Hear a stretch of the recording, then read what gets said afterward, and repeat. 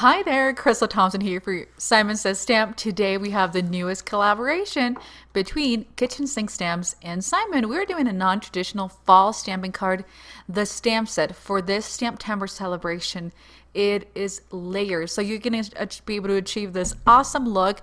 You can see the super cool layers of stamping, and guys, we're going to be doing with different inks.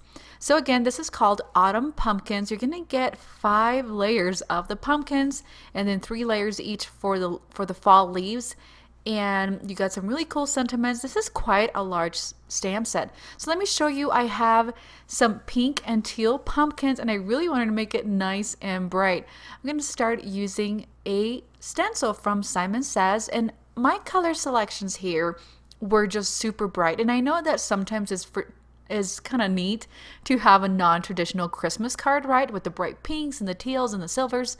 And I thought, why can't we do that with the fall card?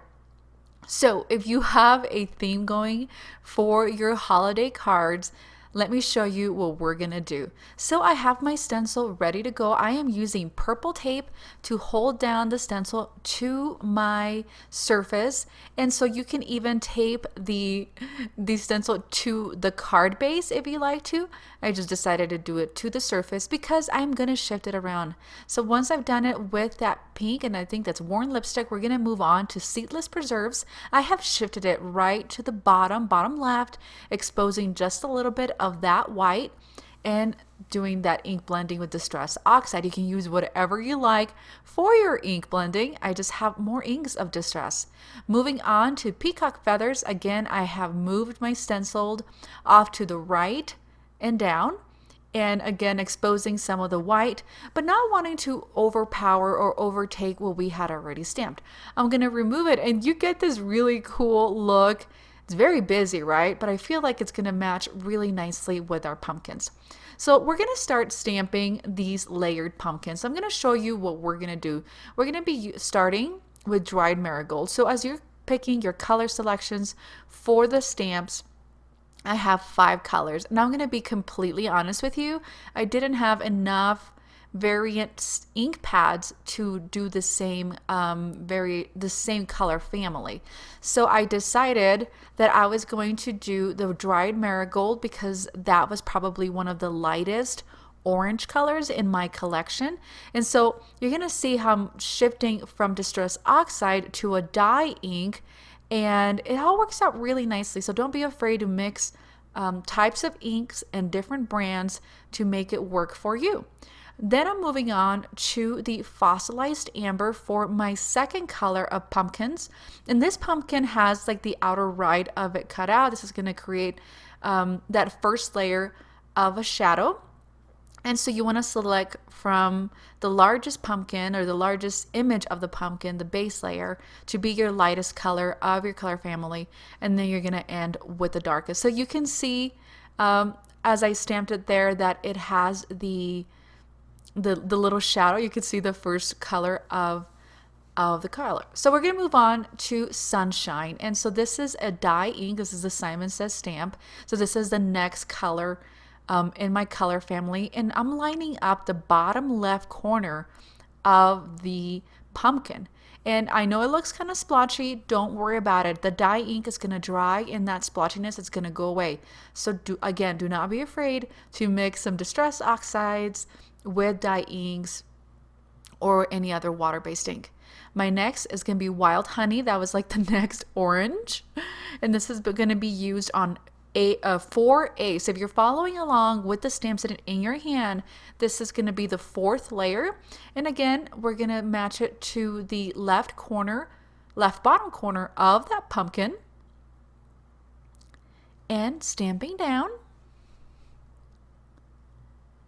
And last but not least, my darkest color is going to be used on the stamp called 5A, which is going to be really what makes it pop. And this is going to be the darkest for me. And this is going to be kind of like a rusty. This is Rusty Hinge from Distress. And again, matching that bottom. and stamping it down, and I'm just letting it sit for a couple seconds, make sure that the cardstock has some time to absorb that, and we're going to move on to fussy cutting it. I don't have the coordinating dies. I don't know if there's going to be coordinating dies on this, to be honest with you. But let me show you how easy it was to fussy cut. There's not a ton of detail to cut around. So again, super easy. So this process that I just showed you is the same process I did for my teal and for my pink pumpkin. So again, super easy way to combine types of inks and formulas of inks to make it work for layered stamps when you need 5 colors of the same color family. All right, we're going to move on to bringing in, I'm going to show you all the other ones so you can see it. I'm looking for my other one. And so now we have our 3 pumpkins, and we're going to begin assembling our card. So I have the Simon Says Stamp Embossing and Watermark ink, and I have a piece of white cardstock. I like to keep all my white pieces of cardstock if I have a little bit, and then I die cut it with this stitched edge, and this is from Reverse Confetti. And I am stamping the fall included in the Kitchen Sink Stamps Autumn Pumpkin Stamp Set, bringing in some silver fine detail embossing powder from Simon. And this is really truly the best embossing powder ever. It is very, it's lightweight, it is very fine, and it creates a very elegant look, especially if you're using that silver. Now we're going to stamp the Happy, so it's going to be Happy Fall, and I'm using the Peacock Feathers, which is the same ink that we used to do the ink blending with that stencil. So I'm going to make sure that I cover my image. And so when you have a new stamp set such as this, I haven't stamped this one before, it can get a little bit blotchy, and so you're not using a stamp positioner. I would kind of stamp it over and over several times and then holding it down onto the cardstock for a couple seconds to really allow that cardstock to absorb that ink. And once it's dry, it's going to lose that splotchiness. Then we are going to bring back a die cut. This again, just a random die cut. This is also from Reverse Confetti. We're going to place the Happy Fall onto this card, and I'm not going to be using any foam for this. This is going to be just straight flat adhesive, and I'm using my mono Tombow adhesive. And we're going to place that over that die cut. So don't be afraid to mix stencils and patterns with some really fun dies, such as that polka dot one that we got going on, right? We got some serious patterns going on here. And we're going to tie it all up with the pumpkins. We're going to be stamping the awesome little leaves and the little autumn, like the autumn maple leaves falling down. I'm going to bring in my Simon Says Stamp Fog, and this is going to be what we're going to use for those background stamps. And I wanted to show you how to stamp some more of those to finish off the pumpkins, right? Because we didn't put any stems on it, and that's okay. And I'm going to show you how we're going to do a stem with some Nouveau drops. So I'm grabbing those autumn leaves, and I'm grabbing the stems and the leaves of the pumpkins. I am stamping them with this fog. And as I'm stamping them down, I am thinking about the positioning of my pumpkin. So if you wanted to measure out where you're going to put your pumpkin and then stamp the little stems, go for it. I'm freehanding it, and I'll just shift around. I'm going to shift around my pumpkins to make it fit. I'm going to do some more repetitive stamping with that set of maple leaves, and it looks like maple leaves are falling off the tree, and they're kind of landing on this piece of cardstock. I'm going to set that aside, and we're going to add some foam adhesive to the back of the pumpkins. We are going to start with that awesome orange one that we just did. And see, it's completely dry now, and you can't tell that we use different formulas of ink, right? We made it work with what we had. Then we're going to add our last but not least, our teal pumpkin.